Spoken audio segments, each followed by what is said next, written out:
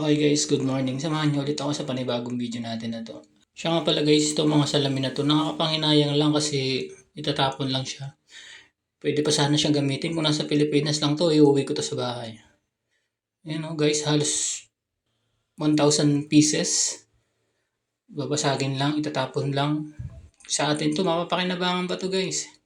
Nakakapanghinayang lang sa kanila, parang parang balewala lang sa kanila yung magtatapon sila ng ganito. Balot ang buong bahay mo nito, kung tutuusin.